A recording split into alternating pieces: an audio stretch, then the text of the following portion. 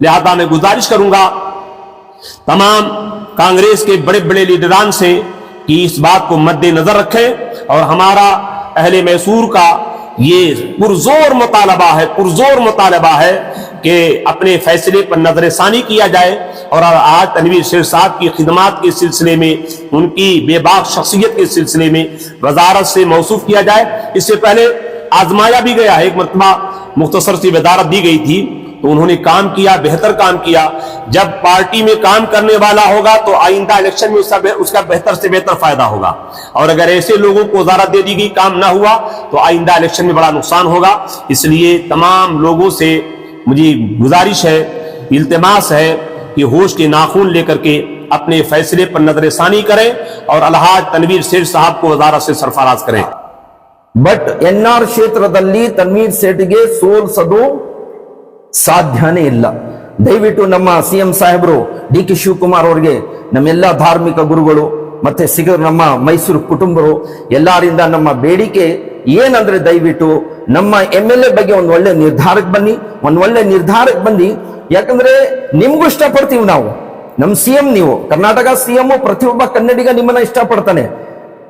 ತನ್ವೀರ್ ಸೇಠ್ಗೆ ಈ ಸ್ಥಾನ ಸಿಕ್ಕಿಲ್ಲ, ಅದೊಂದು ದುಃಖ ಇದೆ. ಆದ್ರೆ ನಿಮ್ಮಿಂದಾನು ಈ ನೋವು ನಮ್ಮ ಮನಸ್ಸಿಗೆ ಬರುತ್ತೆ ಅಂತ ನಾವು ಅನ್ಕೊಂಡಿರ್ಲಿಲ್ಲ. ನಮಗೆ ನಂಬಿಕೆ ಇದೆ, ನೀವೊಂದು ಒಳ್ಳೆ ನಿರ್ಧಾರಕ್ಕೆ ಬರ್ತೀರಾ. ನೀವೊಂದು ಒಳ್ಳೆ ನಿರ್ಧಾರಕ್ಕೆ ಬಂದು ನಮ್ಮ MLA ಗೆ ಒಂದು ಒಳ್ಳೆ ಸ್ಥಾನ ಸಿಕ್ಕುತ್ತೆ ಅಂತೆ ಇನ್ಶಾಅಲ್ಲಾಹ್ ತಬಾರಕ ವ ತಆಲಾ. ನಾವು ನಿಮ್ಮ ಹತ್ರ ನಮ್ಮನ್ನ ಬೇಡಿಕೆ ನೀಡ್ತಾ ಇದ್ದೀವಿ, ದಯವಿಟ್ಟು ಇದ್ರ ಬಗ್ಗೆ ನೀವು ಗಮನ ಕೊಡ್ತೀರಾ ಅಂತ.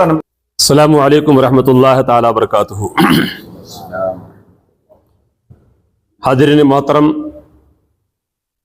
आप तमामी हज़रात को मालूम है कि आज की ये हमारी कॉन्फ्रेंस, जो प्रेस कॉन्फ्रेंस के नाम से मौसूम है, ये किस मकसद के तहत रखी गई है। एक कर्नाटका का सुलगता हुआ मसला हमारी निगाहों के सामने है, मगर उस मसले पर गुफ्तगू करने से पहले मैं डॉक्टर इकबाल के 2-3 शेर इसी के ताल्लुक़ से पेश करके गुफ्तगू को आगे बढ़ाऊँगा। उन्होंने लिखा है कि वतन की फ़िक्र कर नादा मुसीबत आने वाली है, वतन की फ़िक्र कर नादा मुसीबत आने वाली है, तेरी बर्बादियों के मशवरे हैं आसमानों में। ज़रा देख जो कुछ हो रहा है होने वाला है, ज़रा देख जो कुछ हो रहा है होने वाला है, धारा क्या है भला अहदे कोहन की दास्तानों में, कि खामोशी कहाँ तक लज्जत फरियाद पैदा कर, ज़मीं में तू हो तेरी सदा हो आसमानों में। आज हम जो यहाँ पर बैठे हैं अपने प्यारे मुल्क हिंदुस्तान की मोहब्बत में, बिलखुसूस रियासत कर्नाटका की मोहब्बत में बैठे हुए हैं।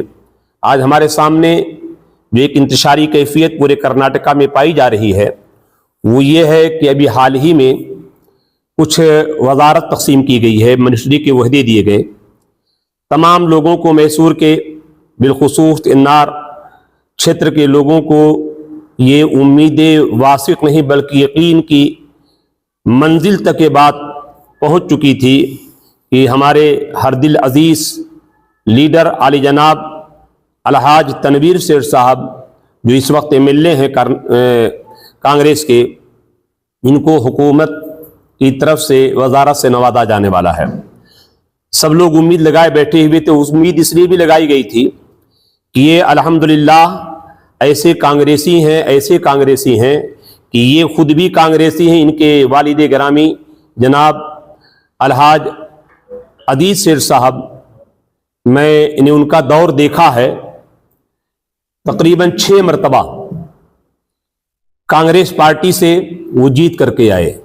5 साल का दौर होता है, 30 साला दौर उनका, और 6 मरतबा इनके फर्जंद आली जनाब तनवीर शेख साहब, ये 30 साला यानी 60 साला दौर ऐसा गुजरा है कि ये या इनके वालिद गिरामी जो है कांग्रेस के MLA रहे हैं।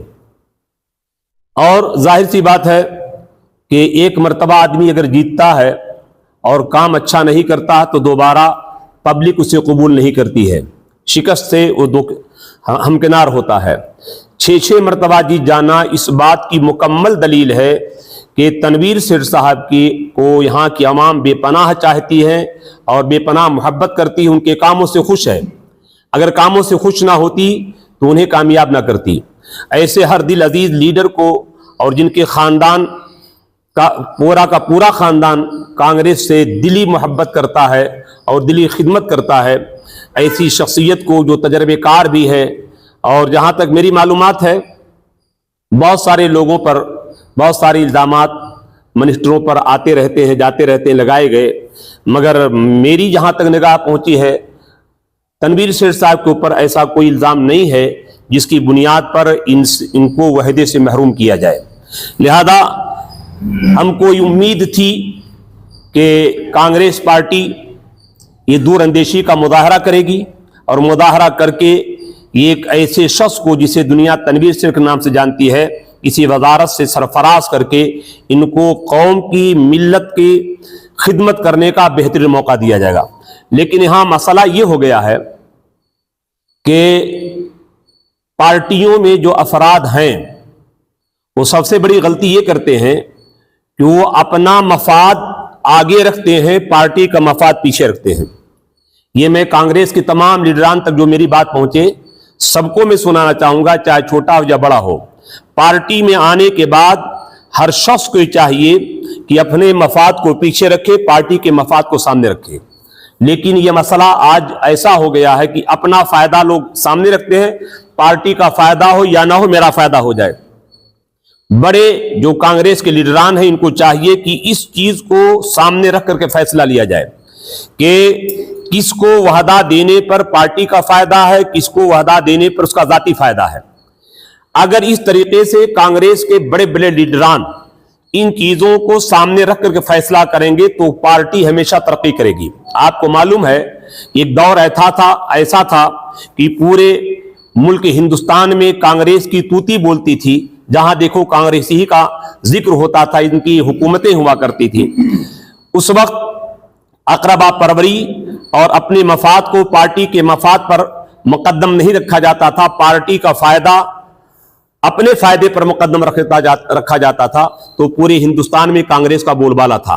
लेकिन जब से हमारे लीडरान ने यह किया कि अपना फायदा देख रहे हैं, पार्टी का फायदा हो ना हो, उस वक्त से कांग्रेस तनज़्ज़ुली के मंजिल पर चली जा रही है। लिहाजा अगर कांग्रेस को आगे बढ़ाना है, इस पार्टी को तरक्की देना है, तो अपना फायदा ना देख करके पार्टी का फायदा देखकर फैसला करें। और पार्टी का फायदा उसी वक्त होगा जब किसी तजर्बेकार को वहदा दिया जाए, ऐसे शख्स को वहदा दिया जाए जो बेलौस खिदमत करने वाला हो, जो बेदाग नजर आता हो, ऐसे इल्जामात जिसके ऊपर ना हो।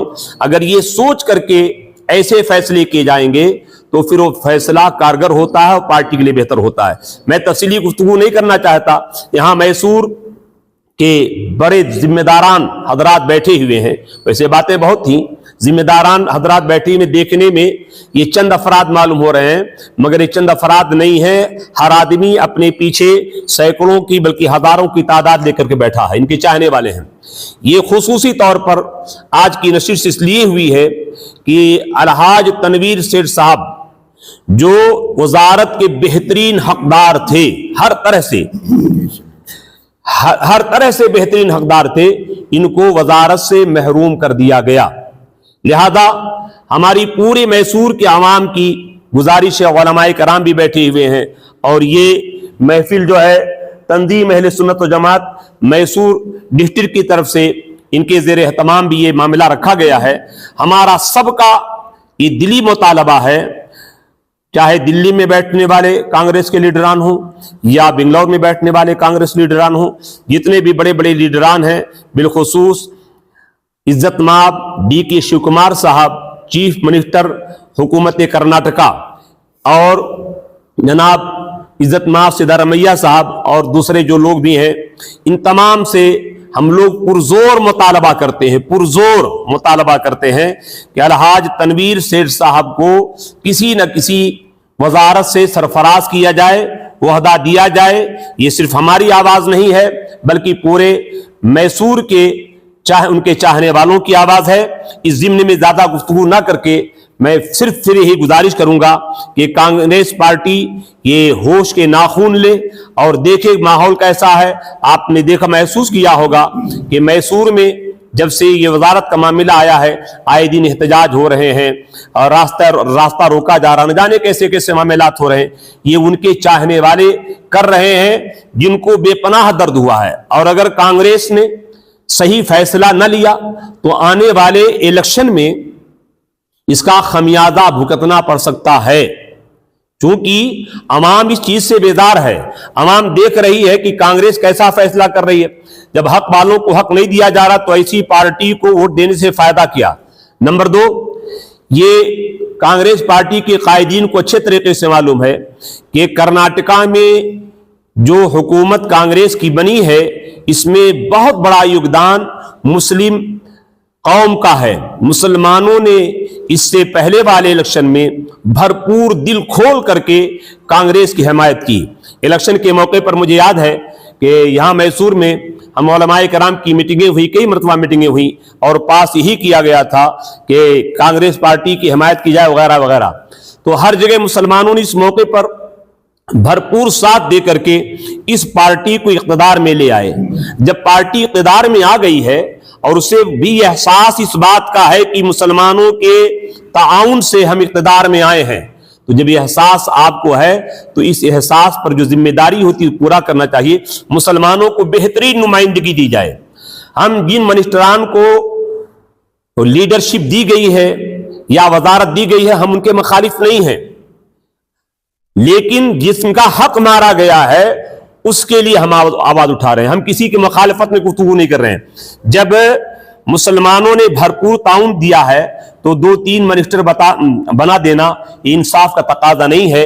इंसाफ का तकादा यह है कि मुसलमानों को बेहतर से बेहतर नुमाइंदगी दी जाए और इससे ज्यादा लोगों को बनाया जाए, जिसमें मेरे ख्याल में जितने मौजूदीन हैं सबके ख्याल में इस वक्त अलहाज तनवीर सेठ साहब सबसे ज्यादा इसके हकदार हैं। 6 मरतबा जीत करके आना कोई आसान काम नहीं है, बहुत बहुत बड़ा काम है। इनके वालिद गिरामी 6 मरतबा जीत, तो बार बार मैंने के ये आसान काम नहीं है।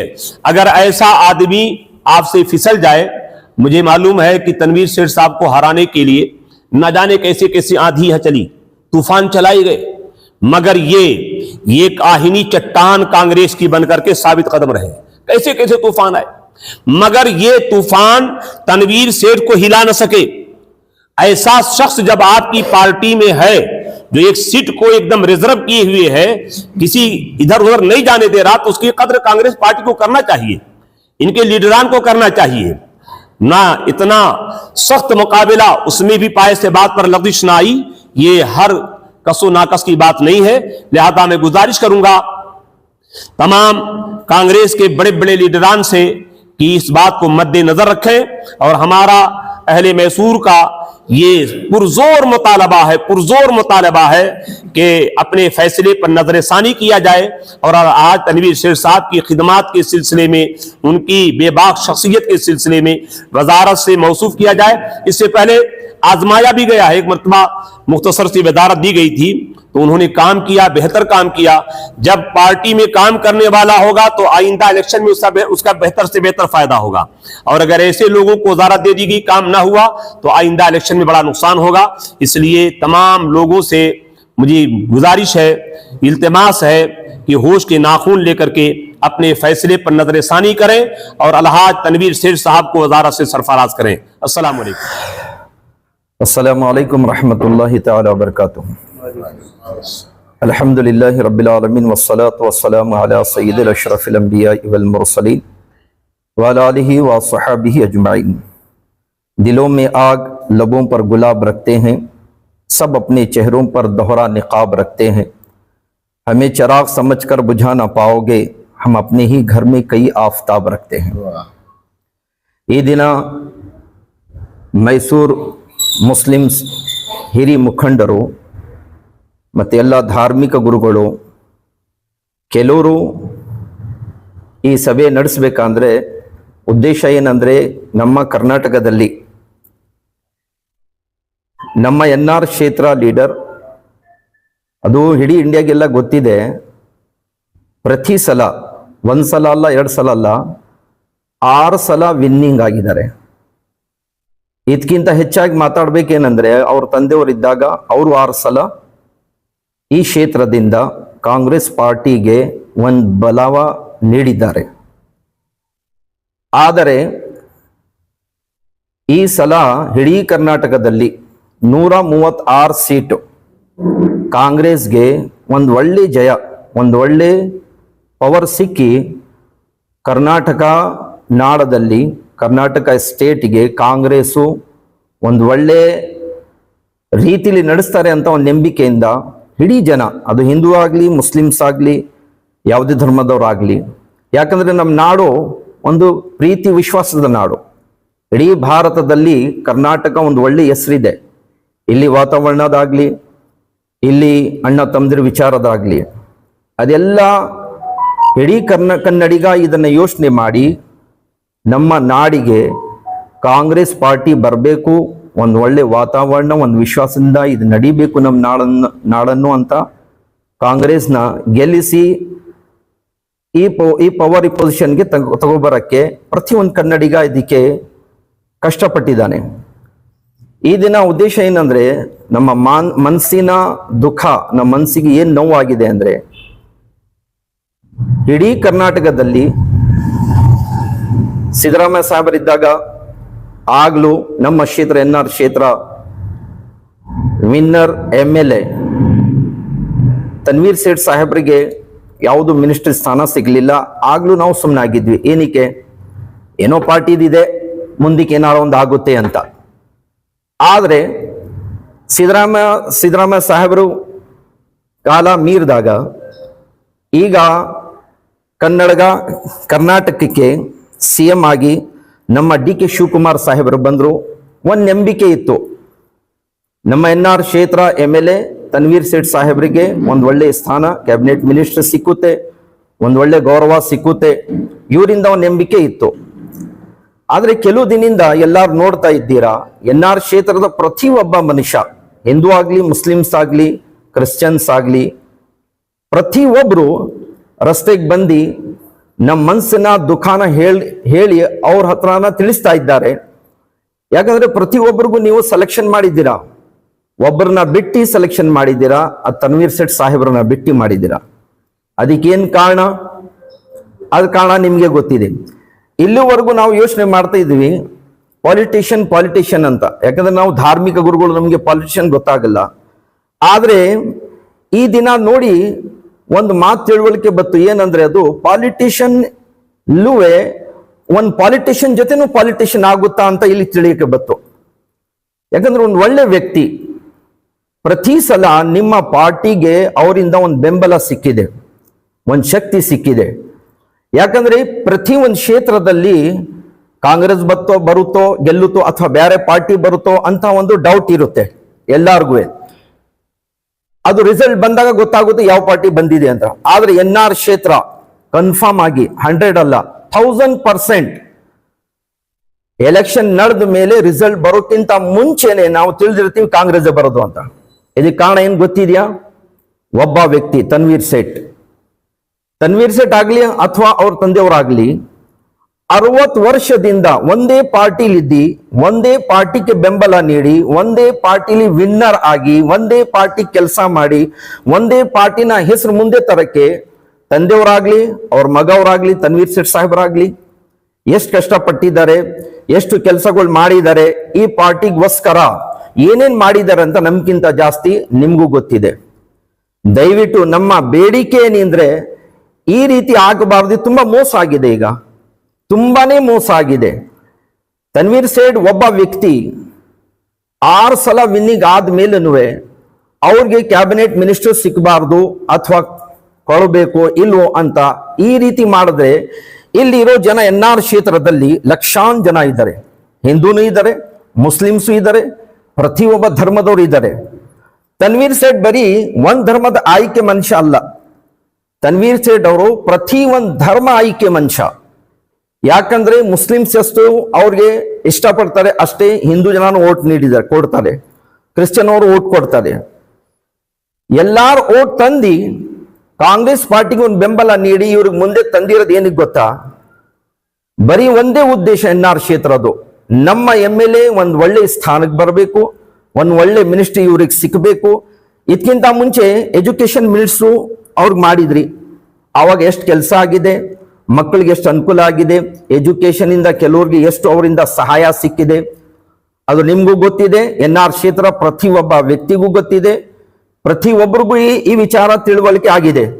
ಅದಕ್ಕಿಂತ ಮುಂಚೆ ಅವ್ರಿಗೆ ಲೇಬರ್ ಮಿನಿಸ್ಟರ್ ಮಾಡಿದ್ರು, ಅದರಿಂದ ಯಾರ್ಯಾರಿಗೆ ಏನೇನ್ ಪ್ರತಿಫಲ ಸಿಕ್ಕಿದೆ, ಯಾರ್ಯಾರಿಗೆ ಒಳ್ಳೇದಾಗಿದೆ ಇದು ಗೊತ್ತಿದೆ. ದಯವಿಟ್ಟು ನಮ್ಮ ಕರ್ನಾಟಕದ CM ಸಾಹೇಬರು DK ಶಿವಕುಮಾರ್ ಅವ್ರಿಗೆ ನಮ್ಮ ಬೇಡಿಕೆ, ಈ ರೀತಿ ಮೋಸ ಹಾಕಬಾರ್ದು. ಯಾಕಂದ್ರೆ ಒಂದ್ ಪಾರ್ಟಿ ಒಂದ್ಸಲ ನೀವು ಪವರ್ ಬಂದಿದ್ದೀರಾ ಅಂದ್ರೆ ಮುಂದೆ ಇನ್ನೊಂದ್ಸಲ ಬರೋದಿದೆ. ಈ ರೀತಿ ಯೋಚನೆ ಮಾಡಬೇಡಿ. ಒಂದ್ ಕ್ಷೇತ್ರ ಹೋದ್ರೆ ಏನು, ಬೇರೆ ಕ್ಷೇತ್ರಗಳು ನಾವು ಗೆಲ್ತೀವಿ ಅಂತ ಅಲ್ಲ. ಮನುಷ್ಯನ್ಗೆ ದೇಹದಲ್ಲಿ ಒಂದ್ ಗಾಯ ಆದ್ರೆ ಇಡೀ ದೇಹಕ್ಕೇನೆ ನೋವು ಇರುತ್ತೆ. ಅದು ಅಂದ್ರೆ ಒಂದ್ ಕ್ಷೇತ್ರಕ್ಕೆ ನಾವು ಮೋಸ ಮಾಡಿದ್ರು ಇಡೀ ಕರ್ನಾಟಕಕ್ಕೂ ಅದು ನೋವಿದೆ. ಯಾಕಂದ್ರೆ ಒಂದ್ ಮುಸ್ಲಿಮ್ಸ್ ಲೀಡ್ರು, ಒಂದ್ ಒಳ್ಳೆ ಲೀಡ್ರು, ಒಂದ್ ವಿನ್ನಿಂಗ್ ಲೀಡ್ರು ಪ್ರತಿ ಸಲ ಲಾಸ್ಟ್ ಟೈಮು 1,73,000 ಓಟ್ ತಗೊಂಡಿರೋದು. ಆದ್ರೆ ಮೇನ್ ಜನಗಳು ಸುಮ್ಮನೆ ಹಾಕ್ಬಿಟ್ರ? ಇಲ್ಲ, ಪಾರ್ಟಿನೂ ಬೇಕಿದೆ, ಮನುಷ್ಯನೂ ಬೇಕಿದೆ. ಪಾರ್ಟಿಗಿಂತ ಜಾಸ್ತಿ ನಮಗೆ ಮನುಷ್ಯ ಬೇಕಿದೆ. ಮನುಷ್ಯನ ನೋಡಿ ಓಟ್ ಕೊಡೋದು. ನೀವು ಪ್ರತಿ ಸಲ ಎಲೆಕ್ಷನ್ ನಡೆದಾಗ ಮನುಷ್ಯನ ನೋಡಿ ನೀವು ಟಿಕೆಟ್ ಕೊಡ್ತೀರಾ. ಒಂದ್ ಒಳ್ಳೆ ಲೀಡರ್ಶಿಪ್ ಇದೆ, ಜನಗಳು ಒಂದ್ ಒಳ್ಳೆ ಹೆಸರಿದೆ, ಜನನ ತುಂಬಾ ಇಷ್ಟಪಡ್ತಾರೆ ಅಂತ. ಈ ರೀತಿ ನೋಡಿ ನೀವು ಈ ರೀತಿ ಮೋಸ ಮಾಡೋದು ಒಳ್ಳೇದಲ್ಲ. ಕರ್ನಾಟಕಕ್ಕೆ ಒಂದು ದುಃಖ ಆಗಿದೆ. NR ಕ್ಷೇತ್ರದ ಪ್ರತಿಯೊಬ್ಬ ಮನುಷ್ಯನ ಮನ್ಸು ನೋಯ್ದಿದೆ. ಪ್ರತಿಯೊಬ್ಬರು ಮನುಷ್ಯರು ರೋಡ್ಗೆ ಬಂದು ನಿಮ್ಮನ್ನ ನಮ್ಮ ಬೇಡಿಕೆ ಬೇಡ್ತಾ ಇದೀವಿ. ನಮ್ಮ ಸಾಹೇಬರಿಗೆ, ತನ್ವೀರ್ ಸೇಠ್ ಸಾಹೇಬರಿಗೆ ಒಂದು ಒಳ್ಳೆ ಸ್ಥಾನ ಕೊಡಬೇಕು, ಒಂದು ಒಳ್ಳೆ ಸ್ಥಾನದಲ್ಲಿ ಇರಬೇಕು. ನಮ್ಮ ಕ್ಷೇತ್ರನೇ ಅಲ್ಲ, ನಮ್ಮ ಕರ್ನಾಟಕ ಭೂಮಿ ಮಗ ತನ್ವೀರ್ ಸೇಠ್ ಸಾಹೇಬರು ನಮ್ಮ ಕರ್ನಾಟಕಕ್ಕೆ ಒಂದು ಒಳ್ಳೆ ಕೆಲಸ ಮಾಡಬೇಕು. ಪ್ರತಿ ಸಲ ಈ ಭೂಮಿ ಅವ್ರಿಗೆ ಆಯ್ಕೆ ಮಾಡಿ ವಿನ್ನಿಂಗ್ ಮಾಡಿದ್ದಾರೆ, ಇದು ನಿಮಗೂ ಗೊತ್ತಿದೆ. ಕಾಂಗ್ರೆಸ್ ಪಾರ್ಟಿಲಿ ಕೆಲವರು ಮಿನಿಸ್ಟರ್, ಕ್ಯಾಬಿನೆಟ್ ಮಿನಿಸ್ಟರ್ ನೀವು ಮಾಡಿದಾರಲ್ಲ, ಒಂದ್ ಕಾಲದಲ್ಲಿ ಕಾಂಗ್ರೆಸ್ ಅಗೇನ್ ಆಗಿದ್ರು. ಕಾಂಗ್ರೆಸ್ ಅಲ್ಲಿ ಅವ್ರ ಹೆಸರು ಇರಲಿಲ್ಲ. ಕಾಂಗ್ರೆಸ್ ಪಾರ್ಟಿಗೆ ಅವ್ರು ಅಗೇನ್ ಆಗಿ ಅವ್ರು ಎಲೆಕ್ಷನ್ ನಡೆಸಿದ್ದಾರೆ. ಅವರು ಆ ಕಾಲ ಬತ್ತು, ಕಾಲ ಏನು ಮೆಷ್ಟು, ಅವ್ರ ಮೈಂಡ್ ಏನು ಓಡಿಸು, ಏನು ಇಚ್ಛೆ, ಪಬ್ಲಿಕ್ ಡಿಮ್ಯಾಂಡ್ ಇತ್ತು, ಕಾಂಗ್ರೆಸ್ಗೆ ಜಂಪ್ ಆದ್ರು. ಅಂತವ್ರಿಗೆ ನೀವು ಮಿನಿಸ್ಟರ್ಶಿಪ್ ಕೊಟ್ಟಿದ್ದೀರಾ. ಯಾವ ತರ ನಮ್ MLA, ನಮ್ NR ಕ್ಷೇತ್ರ MLA ಯಾವ ತರ ಒಂದ್ಸಲ ಪಾರ್ಟಿ ಬಿಟ್ಟು ಬೇರೆ ಪಾರ್ಟಿಗೆ ಹೋಗ್ತೀವಿ ನಾವು, ಆ ಪಾರ್ಟಿಯಿಂದ ನಾನು ಎಲೆಕ್ಷನ್ ಗೆಲ್ತೀನಿ. ತನ್ವೀರ್ ಸೇಠ್ ಸಾಹೇಬ್ರು ಪಾರ್ಟಿ ಅಲ್ಲ, ಬರೀ ಅವ್ರ ಇಂಡಿಪೆಂಡೆಂಟ್ ನಿಂತ್ಕೊಂಡ್ರು ಗೆಲ್ಲಿಸ್ತೀವಿ ನಾವು. ಅಷ್ಟು ಶಕ್ತಿ ಇದೆ. ಯಾಕಂದ್ರೆ ಆ ವ್ಯಕ್ತಿಗೆ ಅಷ್ಟು ಬೆಂಬಲ ಇದೆ, ಪಬ್ಲಿಕ್ ಅಷ್ಟೇ ಇಷ್ಟಪಡ್ತಾರೆ, ಪಬ್ಲಿಕ್ಗೆ ಅವರಿಂದ ಅಷ್ಟು ಸಹಾಯ ಆಗಿದೆ. ಆದ್ರೂ ಯಾವತ್ತೂ ಒಂದ್ಸಲನೂ ತನ್ವೀರ್ ಸೇಠ್ ಸಾಹೇಬ್ರು ಪಾರ್ಟಿ ಬಿಟ್ಟು ಬೇರೆ ಪಾರ್ಟಿಗೆ ಹೋಗಿ ನಾನು ಎಲೆಕ್ಷನ್ ಮಾಡ್ತೀನಿ ಅಂತ ಹೇಳಲೇ ಇಲ್ಲ. ನಾನು ಯಾವಾಗವರೆಗೆ ಎಲೆಕ್ಷನ್ ನಿಂತ್ಕೋತೀನಿ, ಬರೀ ಕಾಂಗ್ರೆಸ್ ಇಂದಾನೆ ನಾನು ಎಲೆಕ್ಷನ್ ಗೆಲ್ತೀನಿ, ಬಿಟ್ರೆ ಮತ್ತೆ ಬೇರೆ ಪಾರ್ಟಿಯಿಂದ ನಾನು ನಿಂತ್ಕೊಳ್ಳಲ್ಲ. ಅವ್ರ ತಂದೆಯವರು ಹಾಗೇನೆ. ಅದು ಒಂದು ಮಾತು ನಾವು ಹೇಳಕ್ ಇಷ್ಟಪಡ್ತೀನಿ. ಏನಂದ್ರೆ ತನ್ವೀರ್ ಸೇಠ್ ಸಾಹೇಬರು ಅವ್ರ ತಂದೆ ಇದಾರಲ್ಲ, ಅವರು ಅಜೀಜ್ ಸೇಠ್ ಸಾಹೇಬರು MP ನೂ ಆಗಿದ್ದಾರೆ. ಅದು ಸ್ವಲ್ಪ ಗಮನಕ್ಕಿರಲಿ. ಯಾಕಂದ್ರೆ ಮಾಮೂಲಿ ಮಾತಲ್ಲ. ಒಂದೇ ಮನೆಯಿಂದ ತಂದೆ ಅವರು ಕಾಂಗ್ರೆಸ್ಗೆ ಕೆಲಸ ಮಾಡಿದ್ರು, ಮಗ ಅವರು ಕಾಂಗ್ರೆಸ್ ಕೆಲಸ ಮಾಡ್ತಿದ್ದಾರೆ, ಮುಂದಿಗೂ ಇದು ನಡೆಯುತ್ತೆ. ಇವರಿಂದಾನೇ NR ಕ್ಷೇತ್ರ ಪ್ರತಿ ಒಂದ್ ಮೂಲೆಯಲ್ಲೂ ಕಾಂಗ್ರೆಸ್ ವಿನ್, ಕಾಂಗ್ರೆಸ್ಸೇ ಬರೋದು. ಯಾಕಂದ್ರೆ ಕಾಂಗ್ರೆಸ್ ಇಡೀ ಕರ್ನಾಟಕದಲ್ಲಿ ಎಲ್ಲಾ MLA ಅವ್ರನ್ನ ಸೋಲಿಸಬಹುದು ಅನುಕೂಲ. ಬಟ್ NR ಕ್ಷೇತ್ರದಲ್ಲಿ ತನ್ವೀರ್ ಸೇಠ್ಗೆ ಸೋಲ್ಸೋದು ಸಾಧ್ಯನೇ ಇಲ್ಲ. ದಯವಿಟ್ಟು ನಮ್ಮ CM ಸಾಹೇಬರು DK ಶಿವಕುಮಾರ್ ಅವರಿಗೆ, ನಮ್ಮೆಲ್ಲ ಧಾರ್ಮಿಕ ಗುರುಗಳು ಮತ್ತೆ ನಮ್ಮ ಮೈಸೂರು ಕುಟುಂಬರು ಎಲ್ಲರಿಂದ ನಮ್ಮ ಬೇಡಿಕೆ ಏನಂದ್ರೆ, ದಯವಿಟ್ಟು ನಮ್ಮ MLA ಬಗ್ಗೆ ಒಂದು ಒಳ್ಳೆ ನಿರ್ಧಾರಕ್ಕೆ ಬನ್ನಿ. ಯಾಕಂದ್ರೆ ನಿಮ್ಗೂ ಇಷ್ಟಪಡ್ತೀವಿ ನಾವು, ನಮ್ಮ CM ನೀವು, ಕರ್ನಾಟಕ CM ಪ್ರತಿಯೊಬ್ಬ ಕನ್ನಡಿಗ ನಿಮ್ಮನ್ನ ಇಷ್ಟಪಡ್ತಾನೆ. ತನ್ವೀರ್ ಸೇಠ್ಗೆ ಸ್ಥಾನ ಸಿಕ್ಕಿಲ್ಲ, ಅದೊಂದು ದುಃಖ ಇದೆ. ಆದ್ರೆ ನಿಮ್ಮಿಂದಾನು ಈ ನೋವು ನಮ್ಮ ಮನಸ್ಸಿಗೆ ಬರುತ್ತೆ ಅಂತ ನಾವು ಅನ್ಕೊಂಡಿರ್ಲಿಲ್ಲ. ನಮಗೆ ನಂಬಿಕೆ ಇದೆ, ನೀವೊಂದು ಒಳ್ಳೆ ನಿರ್ಧಾರಕ್ಕೆ ಬರ್ತೀರಾ. ನೀವೊಂದು ಒಳ್ಳೆ ನಿರ್ಧಾರಕ್ಕೆ ಬಂದು ನಮ್ಮ MLAಗೆ ಒಂದು ಒಳ್ಳೆ ಸ್ಥಾನ ಸಿಕ್ಕುತ್ತೆ ಅಂತೆ. ಇನ್ಶಾಅಲ್ಲಾಹ್ ತಬಾರಕ ವ ತಾಲ ನಾವು ನಿಮ್ಮ ಹತ್ರ ನಮ್ಮನ್ನ ಬೇಡಿಕೆ ನೀಡ್ತಾ ಇದ್ದೀವಿ. ದಯವಿಟ್ಟು ಇದ್ರ ಬಗ್ಗೆ ನೀವು ಗಮನ ಕೊಡ್ತೀರಾ ಅಂತ ನಮಗಿದೆ. ಅಸ್ಸಲಾಮು ಅಲೈಕುಂ ರಹಮತುಲ್ಲಾಹಿ ಬರ್ಕಾತು.